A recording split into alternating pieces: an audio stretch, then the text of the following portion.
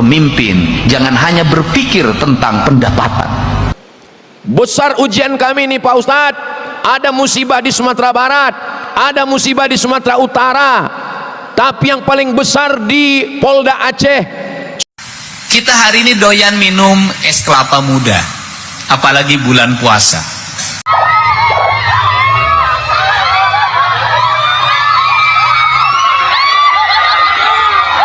Ternyata bukan cuma orang biasa saja yang mengagumi sosok Kang Deddy Mulyadi ini. Bahkan ulama besar pun sangat kagum dengan sosok Kang Deddy, dengan kebijakan yang dilakukan oleh Gubernur Jawa Barat ini. Di sini saya akan tampilkan pidato KDM mengaji di depan ribuan jamaah ibu-ibu, ya, di depan ribuan pengajian teman-teman, karena di sini kita akan menjelang bulan puasa. Coba kita lihat dulu ya teman-teman ceramahnya. Kita hari ini doyan minum es kelapa muda, apalagi bulan puasa. Pertanyaannya adalah, siapa yang menanam pohon kelapa?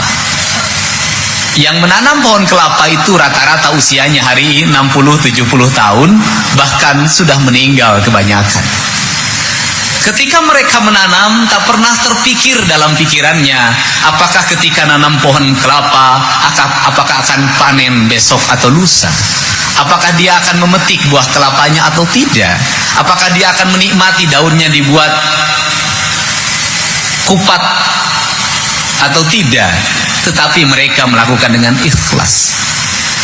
Seluruh orang tua kita dulu, kakek kita, nenek kita, buyut kita, hidup dengan keikhlasan. Mereka selalu berpikir masa depan. Dia tanam pohon-pohon yang kuat, yang tidak mungkin dia nikmati untuk saat itu, tetapi yang akan menikmatinya adalah anak cucunya kelak. Pertanyaannya adalah, siapa yang hari ini mau menanam pohon kelapa? Masih adakah orang yang menanam pohon kelapa? Hampir jarang dijumpai. Seluruh pikiran orang hari ini ingin menanam sesuatu yang 2-3 bulan ke depan dipanen. Ingin melakukan sesuatu dari sisi bisnis yang dalam 2-3 tahun sudah break even point. Kalau seluruh bangsa ini masuk dalam pikiran-pikiran jangka pendek, seluruh pikiran-pikiran kita masuk dalam pikiran-pikiran yang temporer, maka saya katakan, tunggu kehancurannya bangsa ini. Kenapa? Karena dalam pikiran manusia yang menghuninya, yang ada dalam pikirannya hanya mengeksploitasi, melakukan pengelolaan yang bersifat jangka pendek, tetapi lupa memikirkan dalam jangka panjang. Untuk itu, saya sering mengajak pada kalangan politisi, dimanapun berada, kalau dalam pikiran kita berpolitik itu adalah mendulang suara, maka yang ada adalah pikiran-pikiran jangka pendek. Buat apa keliling bertahun-tahun? Buat apa berbuat kebaikan sepanjang masa? Toh pada waktunya suara kadang bisa ditukar dengan hanya 10 biji mie rebus. Tetapi kalau semua politisi berpikiran seperti itu, maka seluruh kebijakan-kebijakan politiknya akan jangka pendek. Seluruh langkah-langkahnya akan jangka pendek. Seluruh visinya akan jangka pendek. Kalau seperti itu, maka politiknya bukan politik ideologi dengan visi yang kuat, tetapi politiknya adalah politik prostitutif yang bisa diatur oleh maklar yang bernama Germo. Politik Germo adalah politik jangka pendek.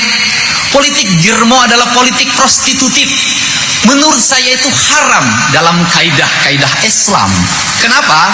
Memilih karena pikiran-pikiran jangka pendek, dinikmati hanya kepentingan jangka pendek. Setelah itu putuslah hubungan antara yang memilih dan yang dipilihnya. Dan ketika yang dipilihnya suatu saat berkunjung, mereka pun memalingkan muka. Begitu pula yang ketika yang memilihnya berkunjung, yang punya rumahnya pun mengunci pintunya rapat-rapat. Kau tak usah menagih lagi janji padaku, karena seluruh kewajibanku sudah tunai waktu itu dengan amplop 30 ribuan ketika kau memilih.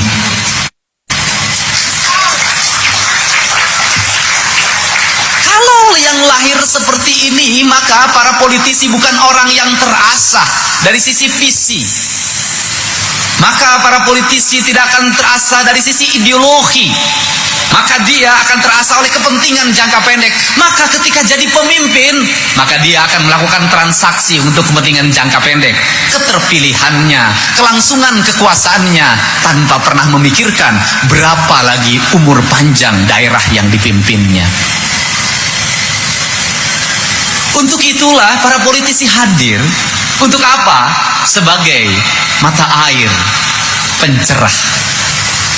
Maka saya selalu berulang-ulang menyatakan Ramadan adalah bulan cahaya. Karena bulan cahaya ini harus melakukan kesadaran kolektif pada kita untuk membangun cahaya itu. Dari mana cahaya itu?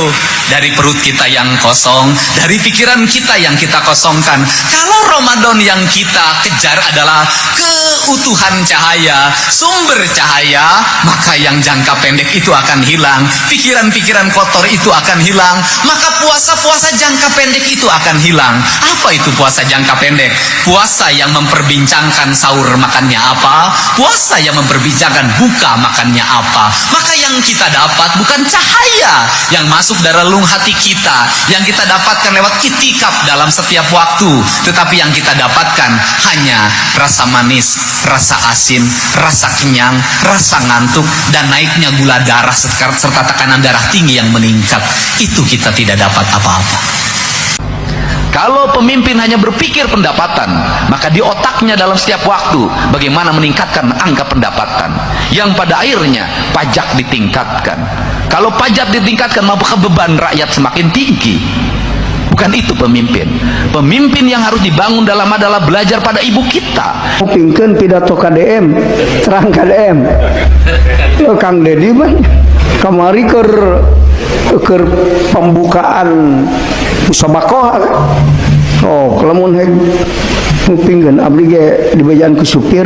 Mungkin bicara tentang Gubernur Jawa Barat, kalau diperhatikan ada upaya-upaya membuat perubahan menjadi lebih baik. Dari sisi ini tentunya kita harus jangan hanya berpikir tentang pendapatan. Kalau pemimpin hanya berpikir pendapatan, maka di otaknya dalam setiap waktu bagaimana meningkatkan angka pendapatan, yang pada akhirnya pajak ditingkatkan. Kalau pajak ditingkatkan, maka beban rakyat semakin tinggi. Bukan itu pemimpin. Pemimpin yang harus dibangun dalam adalah belajar pada ibu kita. Ibu kita dulu meskipun sekolahnya tidak tamat SD, buta huruf, dia mampu menyekolahkan anak-anaknya 9 orang, 11 orang, 14 orang. Apakah ada dalam pikirannya budaya pendapatan? Tidak.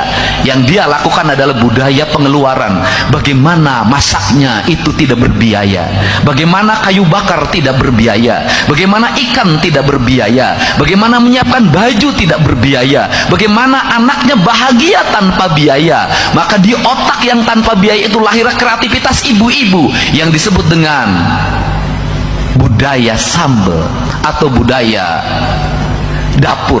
Maka di budaya dapur lahirlah ekspektasi, sebuah analisis yang berdasarkan pada hati. Maka ibu-ibu memasak tidak berdasarkan resep, tapi kata hatinya. Daun talas jadi masakan, daun singkong jadi masakan, apapun jadi masakan, yang penting anak-anaknya bisa makan. Kreativitas tumbuh karena kekurangan. Maka pemerintah yang baik adalah jangan pernah berpikir kekurangan anggaran, lakukan kreativitas dengan cara apa? Pingkeun pidato KDM, terang KDM. Kang Dedi mah kamari keur pembukaan musabakoh. Oh, kelamun pingkeun abdi ge dibajaan ku supir. Kang, ieu teh KDM keur pidato cik cenah kumaha? Cok buka cik. Di kupingkeun bener. bahasa Al-Quran diayakeun musabakoh tilawatil Quran teh sabenerna mah lain tujuan menang nomor teu penting juara hiji dua juara dua teu penting. Waduh gubernur aya nu kitu bro. Pan urang mah eta nu pentingna teh nalar Quran juara sugan we aing ke Mekah pan geus ka Mekah mah disebut Kang Haji aing teh. Jadi rada gaya mangsan make senal butut disebut Kang Haji nya disangka teu boga duit. Dari ke Mekah mah make duit pan sok bener kan? Terpenting eta waduh aya euy gubernur kieu nu penting nama ya makna Al-Qur'an araya naha teh jelema astagfirullahaladzim aing eleh ku gubernur inget kan bener aya gubernur ngobrol kitu bade tahu oh ajengan gencan kadang ajengan ge nomor hiji anu pentingna tapi nomor hiji ge lain eta nu dituju mah duit kan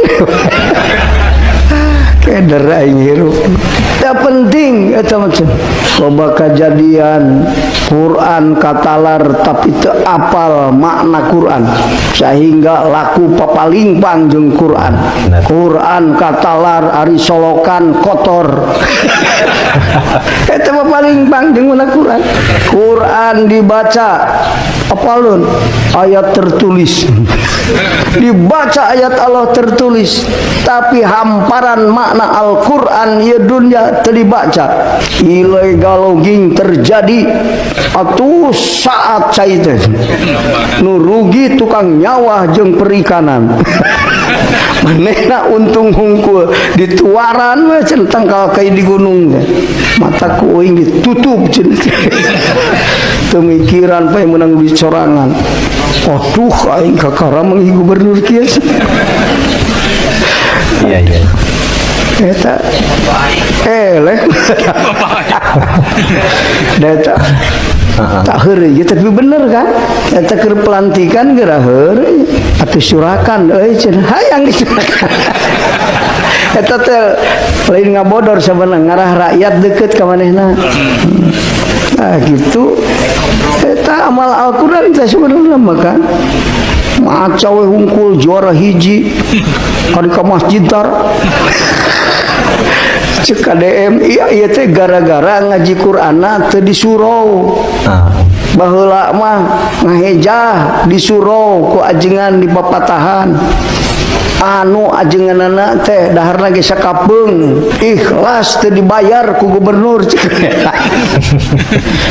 menyatu manfaat cenah ilmuna beda jeung Masjidil Haram waduh tinggal sekali imamna getol maca Quran ditalar ngahaluang aing ge ngarti da gajina gede imam eta mah diimahan digaji ratusan juta bener kan di mobilan dikawal ngarti aing mah tak getol ge imamana tapi eta eueuh nu mayar di kampung anu tajung lagi dengdek ya eta nu barokah mah waduh aing ajengan eleh euy yang seri kan iya dunia teh hamparan makna Quran kabeh Quran ditalar illegal logging berjalan sampah nyarocokan mata gubernur mengajleng karena sampah kita ngajleng teh mana Quran bisanya hari orang Quran katalar solokan nyocokan masjid butrak betruk Mungkin bicara tentang gubernur Jawa Barat, kalau diperhatikan ada upaya-upaya membuat perubahan menjadi lebih baik. Dari sisi ini tentunya kita harus dukung, bukan gubernurnya si A, si B, si C. Kepada semua pemimpin, hendaknya kita punya cara pandang yang sehat.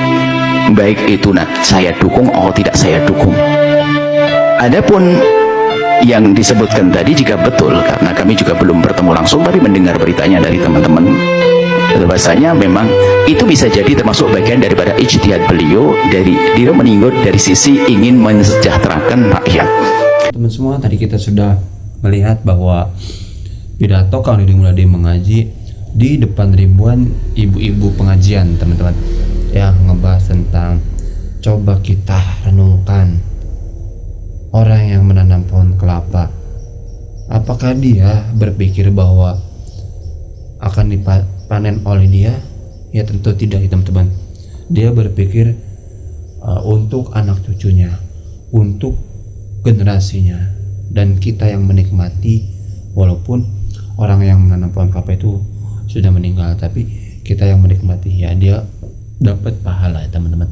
Dan bukan cuma itu aja yang disampaikan oleh Kang Deddy, masih banyak tentang cara memilih pemimpin yang baik. Makanya jangan mau disogok dengan uang 20.000 dan 30.000 ya. Jangan mau teman-teman, kata Kang Deddy Mulyadi.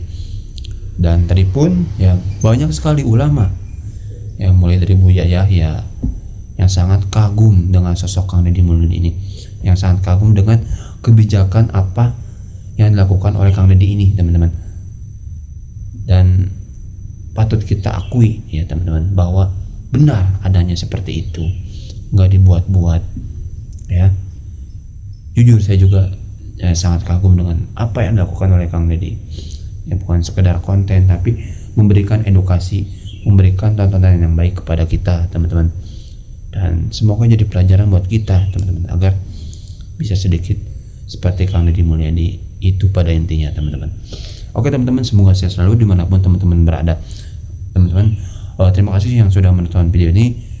Terima kasih. Assalamualaikum warahmatullahi wabarakatuh.